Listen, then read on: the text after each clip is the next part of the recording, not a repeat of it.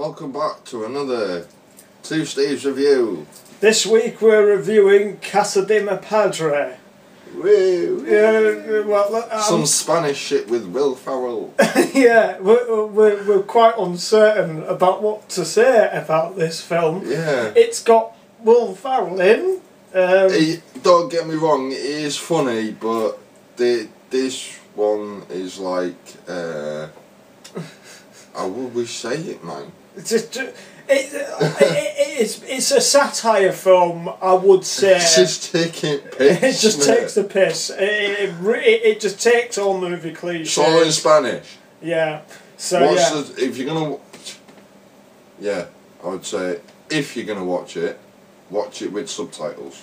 Yeah, I think we got... Unless you know Spanish. Well, again, I think we got bad subtitles because, I don't know if it was intentionally bad subtitles because, they were using, masculine and feminine and stuff, and it was being mixed up. When they were referring to female characters, they were referring to his rather than her. Him and her, and it just didn't quite work. But I don't think that was the point of the film. No. I think the point of the film is basically just to take the mickey. I mean, like you were saying, the wedding scene was one of your favourite scenes, wasn't it? Yeah, fucking.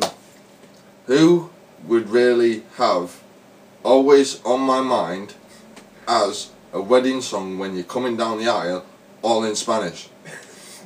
Really? Don't get me wrong, it's a good song, but that's the first time I've heard a Spanish version of it. I mean, particularly, I don't like Will Ferrell. He annoys me. He annoys me so much. He's he funny. Really does. But for some reason, it seems right that he is actually in this film. Because if it was played by another comedy actor, I don't think it would have quite worked. No, it wouldn't work. Will Ferrell, I know he's a comedian. He does bring that comedic sense to it, but the only reason why it's so funny, I think, it's the way it's filmed. Yeah. They've got a white tiger in there.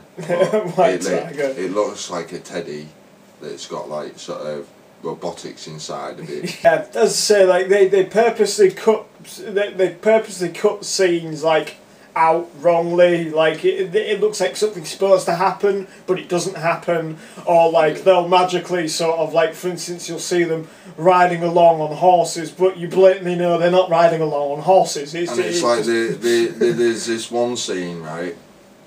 This copper, right, gets shot in the side of the head, but the other copper that shoots this copper in the side of the head is stood right behind him. Basically, Hollywood physics is a major play here. It is just hilarious. And then, yeah, and so I think my favourite scene in the film has to actually be the sex scene. What's in the film? Absolutely hilarious. Fucking a mannequin.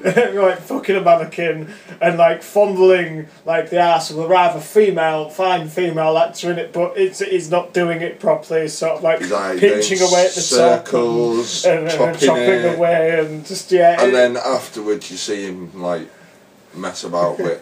She turns into a mannequin sort of thing, and he's fondling a mannequin, and trying to hump a mannequin. So it is quite funny. So it's funny. What I'm going to give this film, Steve, I'm going to give it a 6 out of 10. Basically, it is a very bad film. The only thing that keeps me withdrawn and entertaining is the fact that it's purposely made bad to make you laugh. Yeah. Apart from that, I wouldn't return to it, and I couldn't really recommend it to anybody unless they are a big Will Ferrell fan, which I'm not. So that's my view on it. What are you going to give it, Steve? I'm going to give it a 7. Although I do like Will Ferrell. This film was quite funny, but I think the trailer for the film was funnier than the film itself. Anyway, I think that's us done for the week. Let's wrap it up. So, this is Steve 1. Steve 2. Hope to see you next week.